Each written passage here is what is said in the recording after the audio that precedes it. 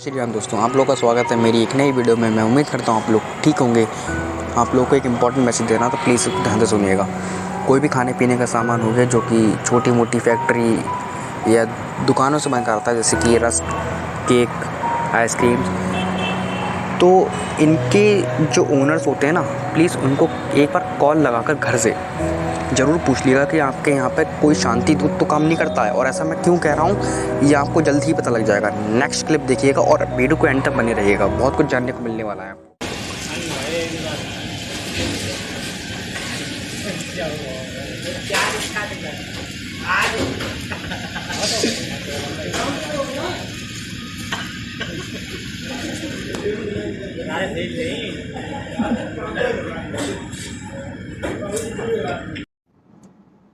कल दिल्ली विधानसभा में अरविंद केजरीवाल ने कश्मीरी हिंदुओं के नरसंहार को झूठा बताया। मैं ये कहना चाहता हूं कि कश्मीरी हिंदुओं के नरसंहार को झूठा बताना अपनी माता जी के चरित्र पर सवाल उठाने के बराबर है। और ये बदतमीजी, ये बेहूदगी, ये बेशर्मी से भरी हंसी उन छोटे छोटे बच्चों की, महिलाओं की लाशों पर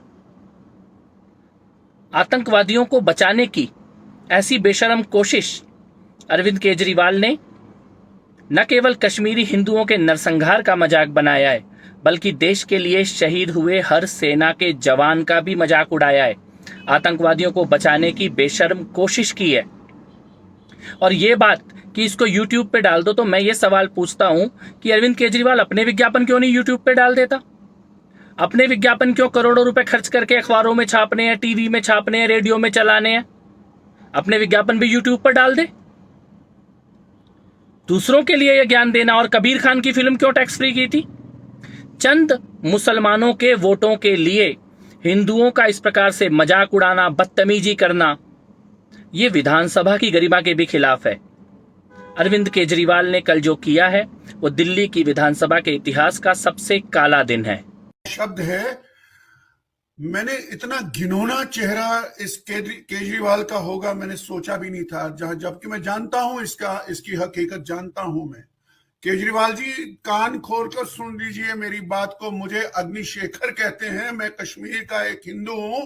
32 साल से इस नरसंहार का शिकार और दर दर की ठोकरें खाने वाला हूं। मेरी ही बात अगर सुने आप, प्रतीक रूप में मेरी चाची को जिंदा जलाया गया। ये जो प्राणा गंजू है, मेरी बड़ी बहन जैसी थी, जिसको आरे पर चीरा गया। मैंने उसके हाथ से कई बार खाना खाया है, उसके घरों में रहा हूं। मैं जानता हूं ये हिंदुओं का जो नरसंहार हुआ और उस पर जो बर्बर खामोशी तुम जैसे लोगों ने बरती, और तुम्हारी तिलमिलाहट और तुम्हारी ये हंसी अपमान है उन 7 लाख कश्मीरी हिंदुओं के नरसंहार का। ये अपमान है उन हमारी बहु बेटियों का जिन्हें आरे पर चीरा गया। मुझे लगता है तुम्हारी भी कोई बहन होगी, तुम्हारी कोई बेटी होगी, तुम्हारी माँ होगी। जैसा कि आपने कहा कि पति भी हो सकता है, भाई भी हो सकता है। मुझे नहीं लगता है ये किसी माँ का बेटा है, ये किसी बहन का भाई है, ये किसी बेटी का बाप है। वो ऐसी हरकत नहीं करता, वो ये नहीं कहता, हंसी में उड़ा देता। और ये हंसी क्या है? ये हंसी मजाक उड़ाना है कश्मीरी पंडितों की बर्बरता से हुई नरसंहार की गाथा का।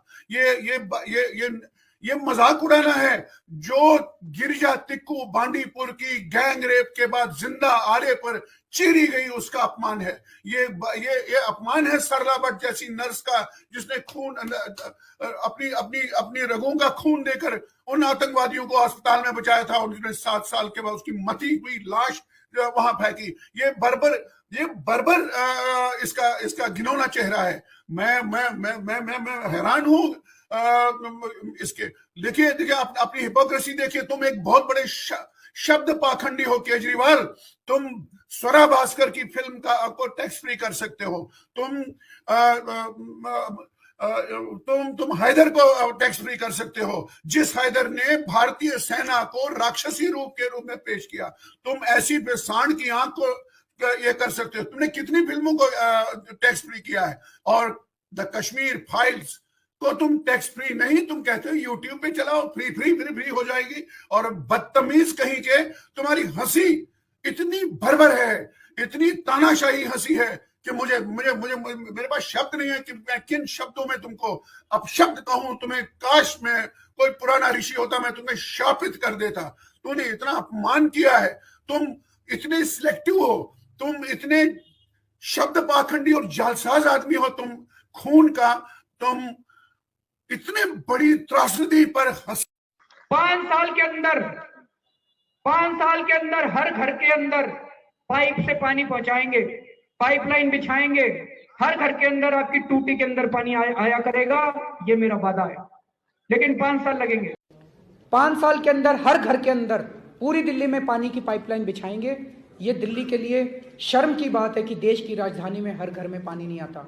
5 साल में पाइपलाइन बिछाएंगे, हर घर में टूटी में पानी आएगा। दिसंबर 2017 तक, यानी कि एग्जैक्टली 22 महीने के अंदर दिल्ली के हर कोने के अंदर, दिल्ली की हर कॉलोनी के अंदर, सभी घरों के अंदर पाइप से दिल्ली में पानी पहुंच जाएगा। दिल्ली की हर टूटी के अंदर जो पानी आएगा वो पीने का होगा। सीधा दिल्ली की जल बोर्ड की टूटी से आप पानी पी सकते हैं। आपके आरओ से ज्यादा अच्छा पानी जल बोर्ड का पानी मिला करेगा। हमें उम्मीद है कि 2024 तक हम दिल्ली के हर नागरिक को 24 घंटे पानी उनकी टूटी में मुहैया कराने में काम हो।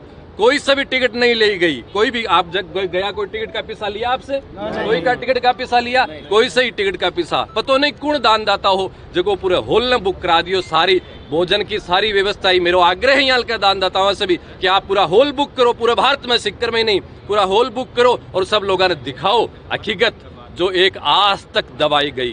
भारत माता की जय। आओ बहनों,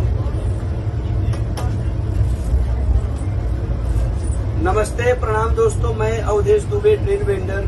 आज भाई लोग मुझे मिले, मेरे फैन है, राजस्थान से हो ना, हमारे राजस्थान में बहुत फैन है, उनके लिए मैं धन्यवाद करता हूँ। भैया ने मुझसे बोला, दुबे जी आपको जेल हो गई थी, बहुत तकलीफ हुआ था, तो हमने कहा साहब गीता में लिखा है जो भी होता है अच्छे के लिए होता है। अगर मुझे जेल में नहीं डालते तो मोदी तक पहचान नहीं होती और सारे इंटरनेशनल न्यूज पे फ्री में आता नहीं। और इस वीडियो के माध्यम से सबसे हाथ जोड़ के विनती है, द कश्मीर मूवी जरूर देखने जाना, भले ब्याज पे पैसा लेके देख के जाना, लेकिन जाना जरूर।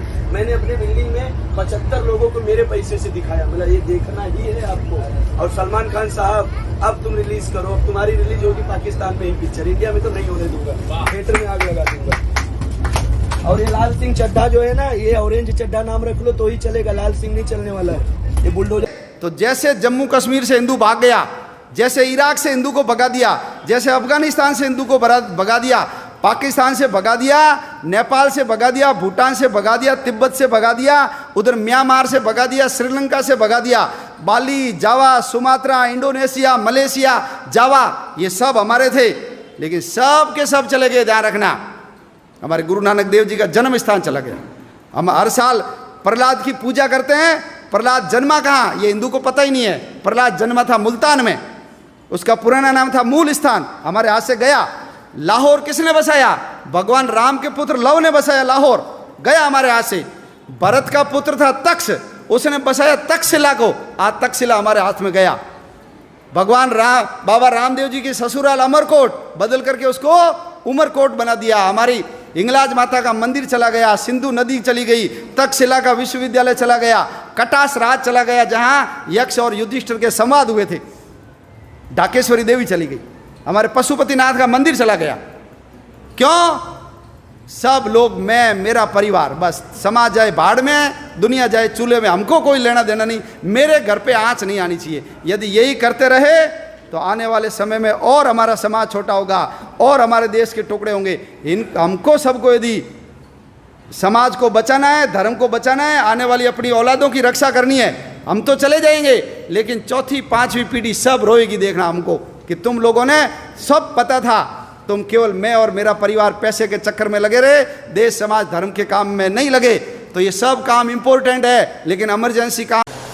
एक किताब है जिसका नाम है मित्रोकिन आर्काइव। केजीबी के 1991 में जब यूएसएसआर टूटा तो केजीबी का जो डायरेक्टर था वसीली मित्रोकिन, शायद किसी ने नाम सुना हो, वो 25 साल तक केजीबी के डॉक्यूमेंट्स को इकट्ठा करता रहा और फाइनली 2 सूटकेसेस में भर के वो एक दिन ब्रिटिश एम्बेसी में पहुंचा जब यूएसएसआर टूट गया।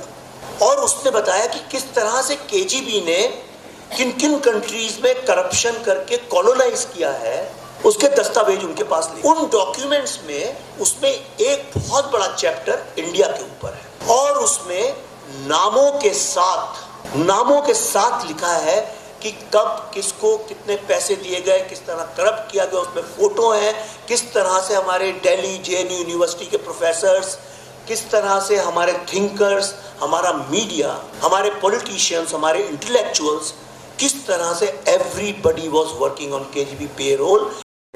विवेक जी ने कश्मीर फाइल्स बनाकर हमारे देश के एक बहुत बड़े दर्दनाक सच को सामने रखा है। ये फिल्म एक ऐसी वेव बन के आई जिसने हम सबको झंझोर कर दिया है। वो और बात है कि मेरी पिक्चर को भी डुबा दिया। भाई लोग, आज की वीडियो में सिर्फ इतना ही। अगर आप लोगों को वीडियो पसंद आई हो तो इस वीडियो को शेयर कर दीजिएगा और अभी तक आपने हमारे चैनल को सब्सक्राइब नहीं किया है तो प्लीज़ यार सब्सक्राइब कर दीजिएगा। फिर मिलते हैं किसी और नई वीडियो, तब तक के लिए जय हिंद, वंदे मातरम, जय श्री राम।